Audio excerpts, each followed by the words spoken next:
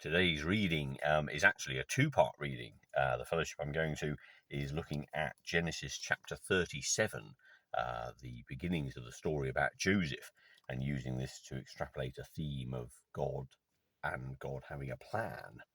In chapter 37, we hear how Joseph, who is the youngest of 12 brothers, born to Jacob via 4 women, is singled out as the favourite of his father. So there we are, doomed to failure already. Joseph wears a target on his back with this splendid coat that Jacob makes for him as well. But Joseph also seems a little tactless. He tells his father about all the things his brothers are doing wrong, and famously in chapter 37 there are 2 dreams that Joseph has, both of which seem to say that he is better than his brothers, and in the second dream, even better than his mother and his father. And his father, Jacob, is the one person who, interestingly, not only gets offended by it, as everybody seems to do, but also thinks about it a little bit. Clearly, Jacob's love for Joseph was sufficient for him to think, well, I don't like what I'm hearing, but I trust and love this person enough to think there must be something in it. Anyway, as you'll know, the story unfolds, and Joseph ends up being sold into slavery in Egypt by his brothers after a misguided attempt to kill him or just throw him into a dry well.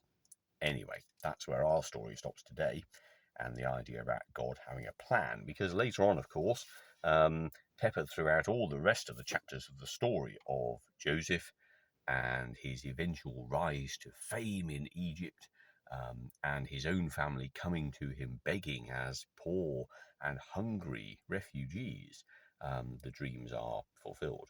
But there is restoration. But at the end of this particular story, of course, everything's broken. It's like the worst soap opera story you've ever heard. Favoritism, loathing and jealousy resulting in violent, bloody acts, and a desperately smashed family. We've got Joseph, whose life has been uprooted and taken off into Egypt. We've got Jacob, full of grief, saying, I will go down to the world of the dead, still mourning for my son. And of course, all 11 sons knowing precisely what they did and having to cope with that grief in their home. Now, it is just a shatteringly bad family story, isn't it? But what we hear throughout the later chapters of Genesis is a repetition of a phrase that goes along the lines of, the Lord was with Joseph and made him successful in everything he did. So wherever Joseph was, whether he was serving the official who he was sold into slavery with, whether he's in the jail when he's been arrested falsely, accused of trying to rape his master's wife, or when he's in front of the king, everything he does is made wonderful and great because the Lord is with him. Now, of course, for you and I, the Lord is with us. Now, that doesn't, however, make it necessarily the case that we will succeed in everything we do. And there is the nub about our theme, about God's plan, and goes very deep into your own understanding of God and your own theology, your own idea about what is God in control of and what is God not in control of.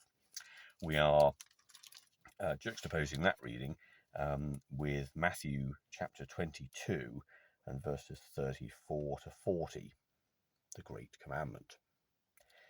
When the Pharisees heard that Jesus had silenced the Sadducees, they came together, and one of them, a teacher of the law, tried to trap him with a question. Teacher, he asked, which is the greatest commandment in the law? Jesus answered, love the Lord your God with all your heart, with all your soul, and with all your mind. This is the greatest and the most important commandment. The second most important commandment is like it. Love your neighbor as you love yourself. The whole law of Moses and the teachings of the prophets depend on these 2. Now, those words aren't new. They too come from the Old Testament, from Deuteronomy and Leviticus. But Jesus puts them together and they have a new meaning in him because, as explained and extrapolated in Luke's Gospel with the parable of the Good Samaritan, Jesus's concept of neighbor and love is so much grander, so much wider, so much all-encompassing than anything you'll ever hear about in the pages of the Old Testament. This was a new relationship. God is here, imminent, fresh, and new for all people everywhere. Not a particular race, not a particular nation, but for all people everywhere. And this is revolutionary stuff. And it means that for you and I, centuries later, the Lord can be with us, and indeed is with us. And we have a life's journey, which essentially focuses on whether we can come home to that God who made us and loves us and realize this in our lifetime, or whether we'll have to wait until the end of this life and be confronted with God face to face. And then, of course, we can make our decision.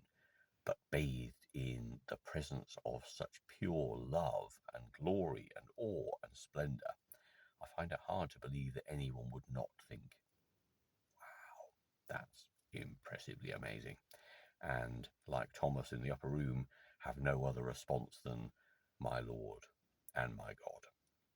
And then be at peace, then be unified with the creation and the creator of your body, soul, mind, and spirit, all of which is demanded from the Great Commandment. Joseph didn't make himself popular by saying the things that he said, and we don't have enough narrative to understand how he said it. He might have said it very humbly, and people just took offence to the words. It comes across rather more like he was just completely ignorant of other people's reactions and said, hey, I've had this dream, without really realising tactlessly how that would make everybody else feel. Jesus, of course, said some things like the Great Commandment that made him so unpopular that the religious authorities of the day could see no other course of action than to have him killed.